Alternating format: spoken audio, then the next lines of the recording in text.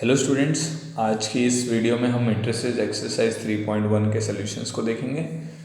तो एक बार फिर जेई मैथ सिंप्लीफाइड पर आपका स्वागत है। इस चैनल को सब्सक्राइब जरूर करें और अगर आपको वीडियो अच्छा लगता है तो लाइक एंड शेयर जरूर करें। ठीक है, तो आगे बढ़ते हैं, स्टार्ट करते हैं। तो एक्सरसाइज 3.1 का पहला क्वेश्चन है, इन मैट्रिक्स ए। तो ये जो मैट्रिक्स है इसमें इसने 3 रोज दी हुई हैं, first row, second row and third row. ठीक है, और 4 कॉलम दिए हुए हैं, first column, second column, third column and fourth column. ठीक है, तो ऑर्डर इसका कितना लिख देंगे हम, 3x4 लिख सकता हूँ मैं यहाँ पे, क्योंकि 3 रोज हैं, 4 कॉलम्स हैं। तो पहले पार्ट में उसने ये पूछा है कि ऑर्डर ऑफ द मैट्रिक्स क्या है। तो ऑर्डर ऑफ मैट्रिक्स हम कैसे लिखते हैं, number of rows into number of columns. तो 3 इंटू 4 इसका ऑर्डर हो जाएगा। ठीक है, नंबर ऑफ एलिमेंट्स काउंट भी कर सकते हो, बट आपको वैसे पता होगा कि नंबर ऑफ एलिमेंट्स कैसे आते हैं। अगर ऑर्डर मेरे पास m क्रॉस n है तो m into an number of elements आ जाते हैं। तो नंबर ऑफ एलिमेंट 3 इंटू 4 को कैलकुलेट कर लेते हैं तो 12 एलिमेंट्स आ जाएंगे टोटल। बहुत आसान है, काउंट भी कर सकते हो आप। Right the element A13 A21, इसका क्या मतलब हो गया। A13 कहने का मतलब होता है जो फर्स्ट, जैसे यहाँ पे ये फर्स्ट नंबर क्या डिनोट कर रहा है, रोज को डिनोट कर रहा है, और जो सेकंड नंबर है वो किसको डिनोट कर रहा है, कॉलम्स को डिनोट कर रहा है। तो सेम इसमें भी ऐसा ही है। तो फर्स्ट रो, ये रो को डिनोट कर रहा है, और 3 जो है वो किसको डिनोट कर रहा है, कॉलम को डिनोट कर रहा है। ठीक है, तो A13 का मतलब हो गया फर्स्ट रो थर्ड कॉलम। तो फर्स्ट रो थर्ड कॉलम पे कौन सा नंबर बैठा हुआ है, ये वाला नंबर बैठा हुआ है। तो मेरा आंसर इसका क्या होगा, A13 कितना आ जाएगा, 19। ठीक है, नेक्स्ट देखते हैं A21, second row first column 35, ये वाला एलिमेंट हो गया, सेकेंड रो फर्स्ट कॉलम। ठीक है, फिर नेक्स्ट उसने पूछा हुआ है A33, इसका मतलब क्या हो गया, थर्ड रो थर्ड कॉलम। तो थर्ड रो ये है, थर्ड कॉलम ये है, थर्ड रो ये वाली होगी और थर्ड कॉलम ये हो गया। कौन सा एलिमेंट आएगा, -5। A24 का क्या मतलब हो गया, सेकेंड रो फोर्थ कॉलम। तो second row and fourth column, तो ये 12 एलिमेंट आ जाएगा। ठीक है, next is 2 3, second row third column, second row and third column पे 5/2 आ जाएगा। ठीक है, क्लियर हो गया, बहुत ही आसान क्वेश्चन है। तो ऑर्डर कैसे डिसाइड करते हैं, number of rows into number of column से ऑर्डर डिसाइड करते हैं। और नंबर ऑफ एलिमेंट्स कितने होते हैं, रोज और कॉलम्स में जितने एलिमेंट्स हैं उनको अगर आप मल्टीप्लाई कर दोगे, या इसको 3 इंटू 4 को डायरेक्टली मल्टीप्लाई कर दोगे, तो आपके पास नंबर ऑफ एलिमेंट्स आ जाएंगे। ठीक है, नेक्स्ट क्वेश्चन में बढ़ते हैं। If a matrix has 24 elements, what are the possible orders it can have, what if it has 13 elements. इसका क्या मतलब हो गया कि अगर एक मैट्रिक्स में 24 एलिमेंट्स हैं तो उसके क्या क्या ऑर्डर पॉसिबल है। ठीक है, तो जैसे आप अब इसको ऐसे सोच सकते हो कि एक मैट्रिक्स में अगर m इंटू एन एलिमेंट्स हैं तो उसका ऑर्डर क्या क्या हो सकता है, ये हमें निकालना है। ठीक है, तो जैसे मान लो अगर मैं बोलता हूँ एक मैट्रिक्स में 2x3 ऑर्डर है एक मैट्रिक्स का, तो ये ऑर्डर है मैट्रिक्स का। तो इसमें कितने एलिमेंट है अभी भी बताया था, इन दोनों को मल्टीप्लाई कर दो, 6 एलिमेंट्स होंगे उसमें। ठीक है, अच्छा 1x6 अगर ऑर्डर है तो इसका मतलब हो गया उसमें एक रो है और 6 कॉलम है, तो एलिमेंट कितने रहेंगे, 6 रहेंगे। तो आप समझ रहे हो ना कि एक मतलब टोटल नंबर ऑफ एलिमेंट्स के लिए ऑर्डर अलग अलग हो सकते हैं, आप मैट्रिक्स अलग अलग बना सकते हो। तो यही हमें यहाँ पे चेक करना है। ठीक है, तो करते हैं। तो 24 के लिए ए पार्ट जो है उसमें 24 एलिमेंट्स हैं मेरे पास। तो उसके लिए मैं कैसे लिख सकता हूँ, मैं ऐसे लिख सकता हूँ 1 इंटू 24। तो एक 1 इंटू 24 बनेगा, तो दूसरा क्या बन जाएगा 24 इंटू 1। इसमें क्या होगा, एक रो होगी 24 कॉलम होंगे, इसमें क्या होगा 24 रो होंगी और एक कॉलम होगा। ठीक है, तो जैसे मैं आपको एक लिख के दिखाता हूँ, मान लो मैं लिखता हूँ ABC, ये इसका ऑर्डर क्या हो गया, एक रो है और 3 कॉलम है। अगर मैं ABC लिखता हूँ तो इसका क्या मतलब हो गया, इसमें 3 रो हैं, first row second row third row और एक ही कॉलम है, तो ये 3x1 हो गया। ठीक है, इसको एक दूसरे का ट्रांसपोज भी बोला जाता है। अच्छा नेक्स्ट हमारे पास आ जाएगा 2 इंटू 12 भी पॉसिबल है, 2 रोज और 12 कॉलम्स भी पॉसिबल हैं। ठीक है, तो इधर कितना आ जाएगा हमारे पास 12 इंटू 2, मतलब इसके फैक्टर्स ही करने हैं आपको, मतलब इस 24 को 2 फैक्टर में रिजॉल्व करना है एक तरीके से। तो 3 इंटू 8 इज ऑल्सो पॉसिबल, तो इधर कितना आ जाएगा 8 इंटू 3। 4 इंटू 6 ऑर्डर में चलना है, 1 2 3 4 जो जो इसके मल्टीपल्स हैं। ठीक है, ताकि कुछ भी मिस ना हो। 6 इंटू 4, 5 से डिविजिबल नहीं होगा, 6 से यहाँ पर आ गया तो उसके आगे यहाँ पर आ गया। तो टोटल कितने पॉसिबिलिटीज़ हैं, 8 orders are possible, 8 orders are possible for 24 elements. ठीक है, अच्छा नेक्स्ट आते हैं बी पार्ट में, वो सारे हमने लिख ही दिए हैं यहाँ पे। ठीक है, अब बी पार्ट पे आते हैं। तो ये मतलब ये ऑर्डर लिखे हुए हैं 124 24 1 2 12 12 2 3 8 8 3 4 6 6 4।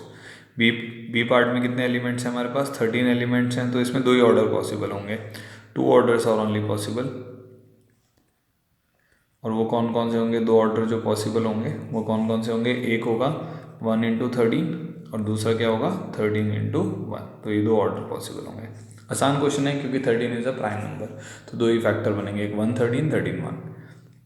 अच्छा थर्ड क्वेश्चन पे आते हैं। If a matrix has 18 elements what are the possible orders it can have? What if it has 5 elements? Same वही वैसे ही सेम प्रॉब्लम है। तो नंबर ऑफ एलिमेंट्स 18 है, तो हम क्या करेंगे 1 इंटू 18 एक पॉसिबिलिटी है। नेक्स्ट पॉसिबिलिटी क्या हो जाएगी 18 इंटू 1। फिर 2 का भी मल्टीपल है, 2 into 9 9 into 2 3 into 6 6 into 3।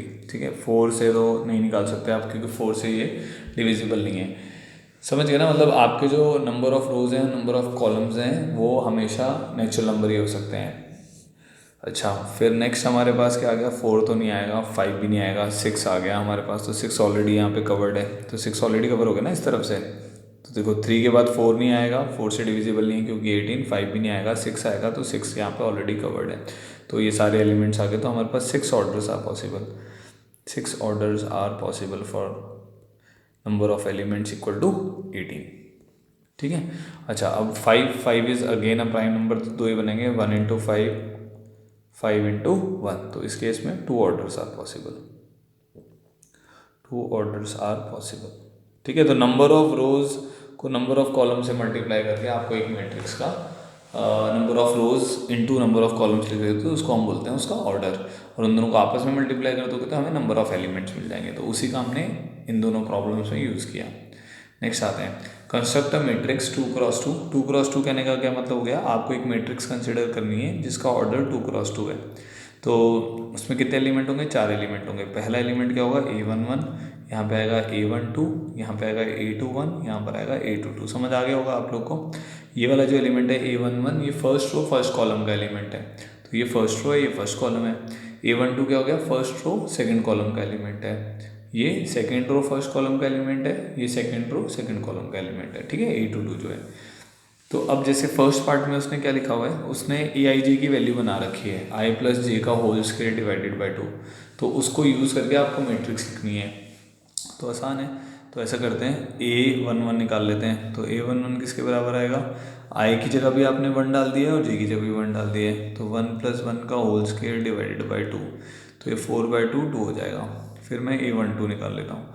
a12 कितना होगा? 1 + 2 3 का होल स्क्वायर। इसमें डायरेक्टली वैल्यू पुट करो ना आई प्लस जे के होल स्क्वायर में, तो 1 + 2 कितना हो जाएगा? 3 का होल स्क्वायर 9, तो ये 9/2 हो जाएगा। ठीक है, a21 पे आते हैं। a21 कितना हो जाएगा? 2 + 1 3 9/2।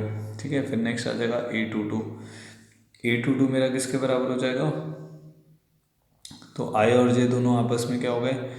बराबर, है ना? तो 2 और 2 पुट करोगे तो 2 + 2 4 4 2 4 का होल स्क्वायर 16 डिवाइडेड बाई 2 8 हो जाएगा। क्लियर हो गया? तो हम मैट्रिक्स अब कैसे लिखेंगे? फर्स्ट पार्ट की मैट्रिक्स आ जाएगी a11 इज 2, a12 इज 9/2, इधर भी 9/2 आ जाएगी और यहाँ पर कितना आ जाएगा? 8 आ जाएगा। तो ये फर्स्ट पार्ट का आंसर हो गया हमारा। ठीक है, सेकंड पार्ट पे आए। तो सेकंड पार्ट में क्या है? A I J is equal to, अब इसमें लिखा हुआ है A I J is equal to I divided by J. ठीक है जी, तो बताओ a11 किसके बराबर हो जाएगा? 1 डिवाइडेड बाई 1 1 हो गया। a12 किसके बराबर हो जाएगा? 1 डिवाइडेड बाई 2। a21 किसके बराबर हो जाएगा? 2 डिवाइडेड बाई 1। a22 किसके बराबर हो जाएगा? 2 डिवाइडेड बाई 2 विच इज़ 1।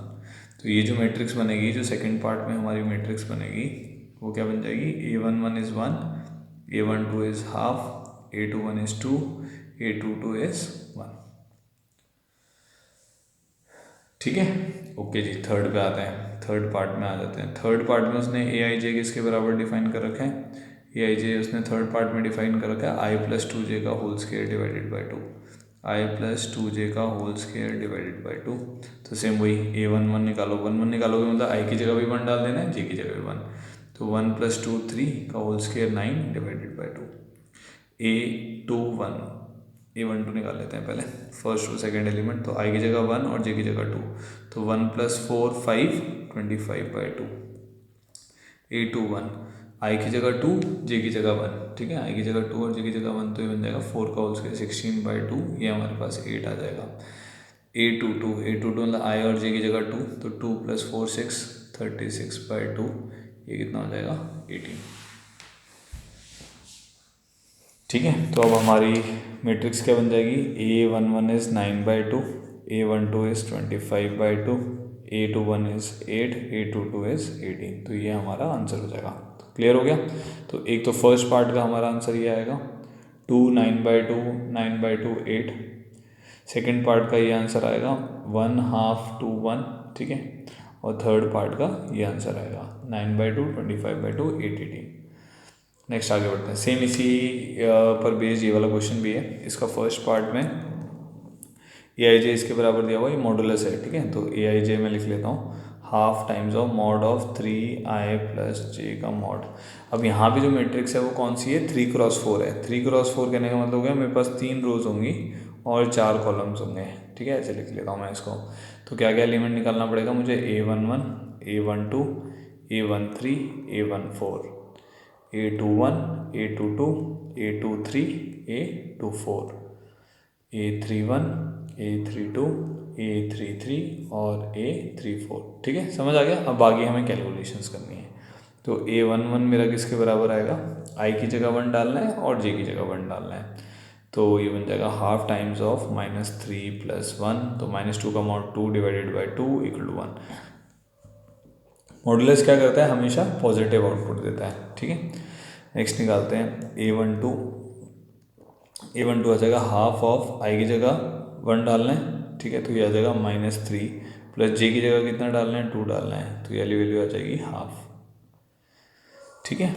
ये हाफ हो गया आपके पास, ठीक है जी। अब नेक्स्ट आते हैं A13 किसके बराबर आएगा, हाफ टाइम्स ऑफ आई की जगह आपको 1 डालना है, तो -3, जे की जगह भी 3 डालेंगे, तो ये वाली वैल्यू 0 हो गई। A14 किसके बराबर आ जाएगा, हाफ आई की जगह 1 और जे की जगह 4, तो ये वाली वैल्यू भी आपके पास हाफ आ जाएगी, ठीक है। ओके जी, आगे बढ़ते हैं हम। अब सेकंड रो पे आते हैं। तो ये मैंने फर्स्ट रो निकाल ली, फर्स्ट रो के चारों एलिमेंट निकाल लिए। अब सेकंड रो के निकालता हूँ। तो सेकंड रो में क्या आएगा, सबसे पहले A21, तो आई की जगह 2 डालिए, तो ये आ जाएगा -6 + 1, तो ये वाली वैल्यू आ जाएगी 5/2, ठीक है। A22 निकालोगे तो वो किसके बराबर हो जाएगा, हाफ ऑफ आई की जगह कितना डालोगे 2 और जे की जगह भी 2, तो -6 + 2, तो 4 डिवाइडेड बाई 2 = 2, ठीक है। A31 किसके बराबर आएगा, A23 निकालना था, सॉरी मुझे यहाँ पे 31 अभी नहीं निकाल रहा हूँ मैं, सेकेंड रो निकाल रहा हूँ ना। 23 A23 मेरा किसके बराबर आएगा, हाफ ऑफ आई की जगह 2 डालेंगे, तो -6 + 3, तो ये बन जाएगा 3/2। फिर A24 निकालूंगा, तो हाफ ऑफ आई की जगह 2, तो -6 + 4, तो ये वाली वैल्यू आ जाएगी 1। तो इसमें आ रहा है 5/2 2 3/2 1, ये बनेगी डिटर्मिनेंट मैट्रिक्स की वैल्यू, सॉरी। नेक्स्ट आते हैं थर्ड रो में क्या होगा, थर्ड रो में मेरे को निकालना पड़ेगा A31 A32 A33 और A34। तो A31 कैसे आएगा, आई की जगह 3 और जे की जगह 1, तो हाफ ऑफ -9 + 1, तो ये वाली वैल्यू 4 आ जाएगी। 32 हाफ ऑफ 3 की जगह ये जो है आई की जगह 3 डालोगे, तो -9 + 2, तो ये वाली वैल्यू आ जाएगी 7/2, ठीक है। 3 में क्या हो जाएगा, हाफ -9 + 3, तो 6/2 = 3, हाफ -9 + 4, तो ये वैल्यू आ जाएगी 5/2। तो जो मेरी मैट्रिक्स बनेगी, अब मैट्रिक्स लिख देता हूँ। जो फर्स्ट पार्ट में मेरी जो मैट्रिक्स बन रही है, कैपिटल A 3x4 है ना, 3x4 ही था ऑर्डर, ठीक है। तो वो क्या बन जाएगा, पहले 1 1/2 1 1/2 0 हाफ, ठीक है। नेक्स्ट में हमारे पास आ जाएगा 5/2 2 3/2 1, ठीक है। नेक्स्ट में आ जाएगा 4, 7/2, 3 और 5/2। तो ये हमारा पहले पार्ट का आंसर हो जाएगा। ठीक है, नेक्स्ट आगे बढ़ते हैं। अब बी पार्ट पे आते हैं। बी पार्ट में है aij = 2i - j। तो ये थोड़ा सा आसान दिया हुआ है इसने सेकंड पार्ट में। तो सेकंड पार्ट में उसने बोला हुआ है aij = 2i - j। ठीक है, तो डायरेक्ट ही निकाल देंगे हम 2i - j।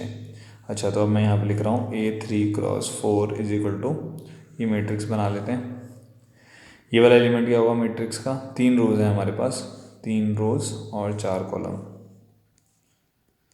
ठीक है, तो ये वाला एलिमेंट क्या होगा? जो सबसे पहला होगा A11। तो A11 किसके बराबर होगा? यहाँ पे साइड में लिखते रहते हैं। ठीक है, तो 2 - 1 ये 1 के बराबर हो गया। ये एलिमेंट कौन सा होगा? A12। तो 2 - 2 ये 0 हो गया। नेक्स्ट एलिमेंट क्या होगा? A13। तो 2 - 3 ये -1 हो जाएगा। A14 ये किसके बराबर हो जाएगा? 2 - 4 ये -2 के बराबर हो जाएगा।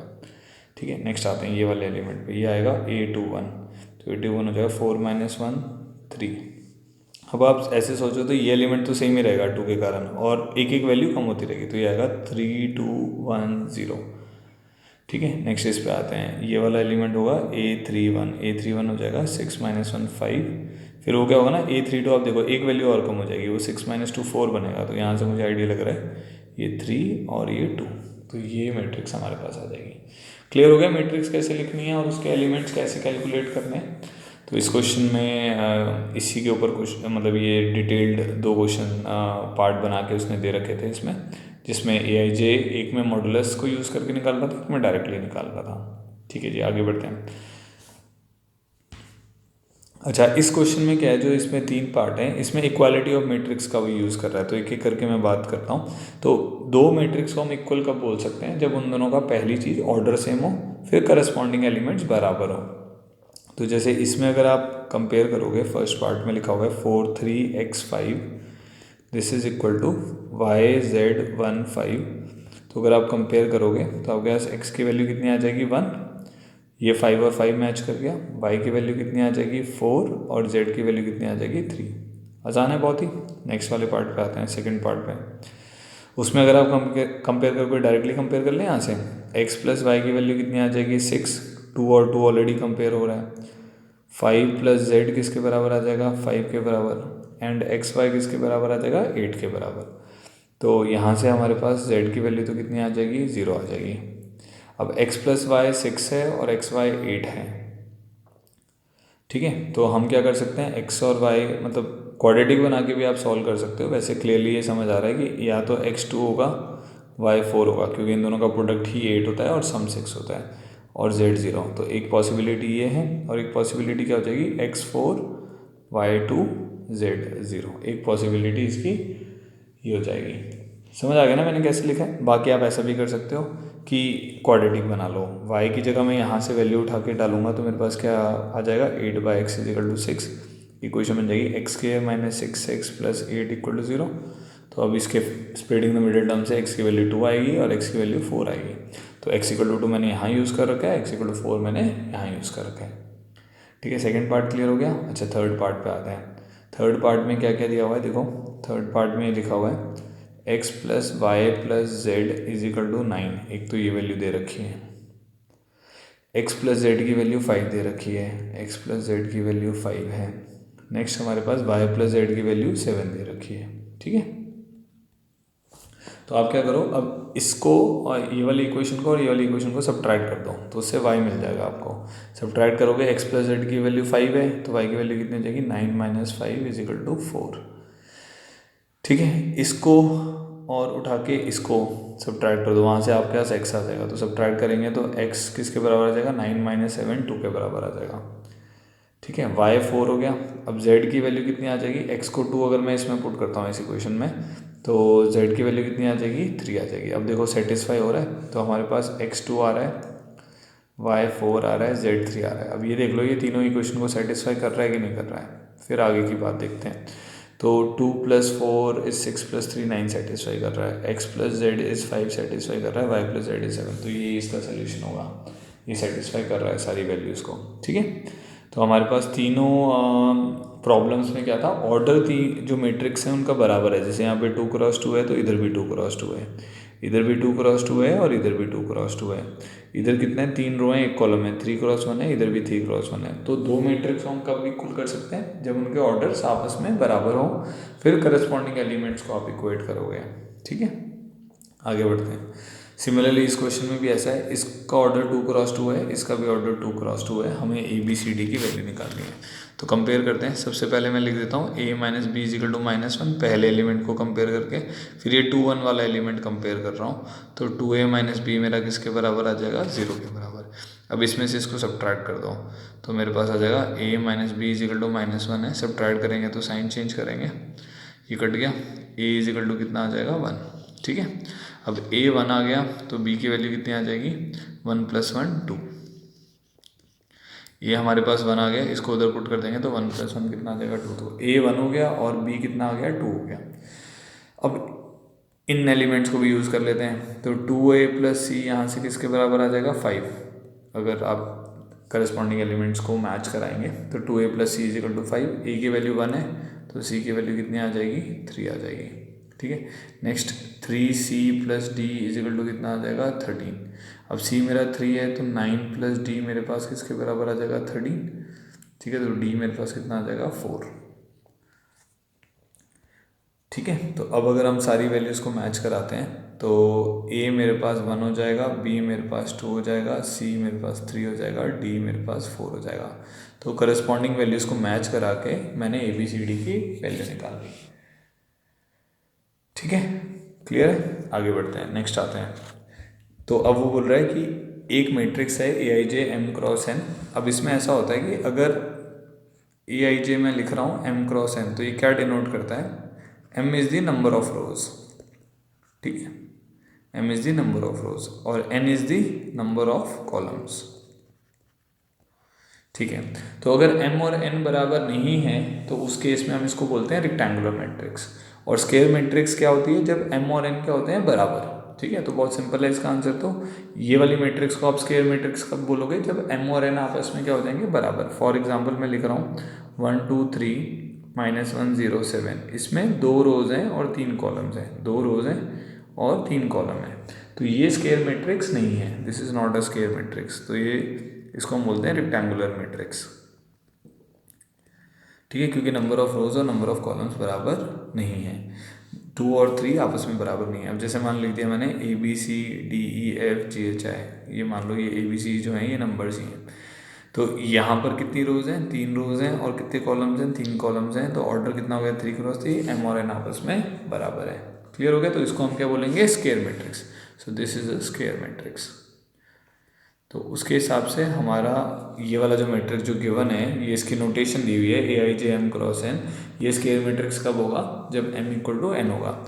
aij क्या डिनोट कर रहा है, इसमें एलिमेंट्स को डिनोट कर रहा है। तो जैसे आप i को 1 लोगे, j को 1 लोगे तो a 1 1 एलिमेंट हो जाएगा, i को 1 लोगे, j को 2 लोगे तो a 1 2 एलिमेंट हो जाएगा, एंड सो ऑन। तो इस प्रॉब्लम का आंसर सी हो गया। नेक्स्ट आगे बढ़ते हैं। For which given values of x and y the following pair of matrices are equal. तो ये दोनों जो मैट्रिक्स का पेयर दिया हुआ है इसको हमें इक्वल करना है। तो 3x + 7 5, ठीक है, y + 1 and 2 - 3x, इसको और किसके बराबर करना है 0 y - 2 8 4। जैसे मैंने बताया दो मैट्रिक्स कब बराबर होंगी, जब उनका ऑर्डर सेम होगा। तो ऑर्डर तो सेम है और करस्पॉन्डिंग एलिमेंट सारे बराबर होने चाहिए। अब फॉर एग्जांपल आपने ऐसा बोल दिया 1 2 3 4 है और इधर मैंने लिख दिया 2 4 7 9, तो ये दो मैट्रिक्स आपस में कभी भी बराबर नहीं हो सकती, क्योंकि 1 इसके बराबर नहीं है, 2 इसके बराबर नहीं है, सारे मैच करने चाहिए। एक भी मैच नहीं करेगा तो गड़बड़ हो जाएगी। जैसे 1 2 3 4 लिखा हुआ है और मैंने यहाँ पे लिख दिया 1 2 3 5, ये दोनों भी आपस में बराबर नहीं है। क्यों बराबर नहीं है, क्योंकि 4 इज नॉट इक्वल टू 5। ठीक है, तो यहाँ से हमारे पास क्या आएगा 3x + 7 0 हो जाएगा, तो x की वैल्यू आ जाएगी -7/3।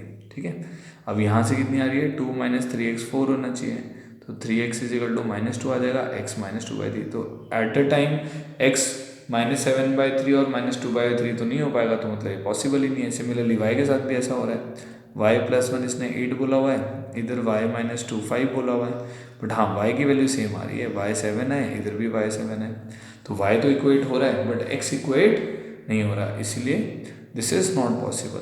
तो आप का आंसर इस प्रॉब्लम का क्या हो जाएगा, बी। मतलब ये दोनों मैट्रिक्स आप कभी भी इक्वेट नहीं कर पाओगे। ठीक है, आगे बढ़ते हैं। Number of all possible matrices of order 3x3 with each entry 0 और 1। अच्छा, अब इसका एक सिंपल सा एग्जांपल देखते हैं, उससे आप थोड़ा जल्दी जज कर पाओगे। मान लो मेरे पास एक मैट्रिक्स है जिसका ऑर्डर है 2x1, इसका मतलब है 2 रोज हैं और 1 कॉलम है, तो ऐसी मैट्रिक्स हो गई।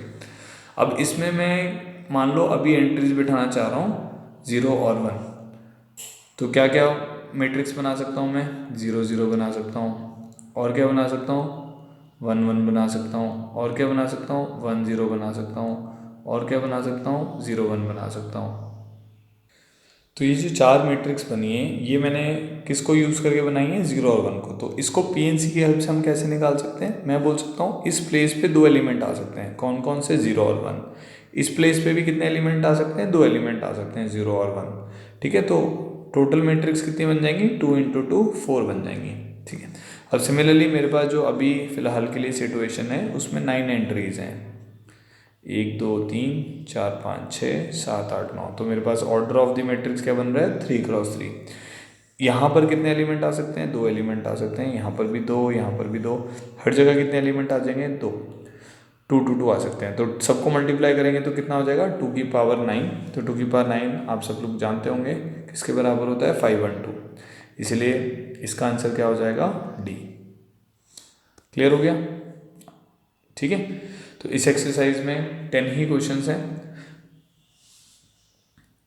मुझे ये पूरी उम्मीद है आपको ये वीडियो अच्छा लगा होगा। तो प्लीज़ अगर आपको ये वीडियो अच्छा लगा, आपको समझ आए जो भी मैंने क्वेश्चन बताए, जो भी तरीके बताए आपको अच्छे लगे, तो इस वीडियो को ज़रूर लाइक करें और शेयर ज़रूर करें और इस चैनल को भी सब्सक्राइब करें।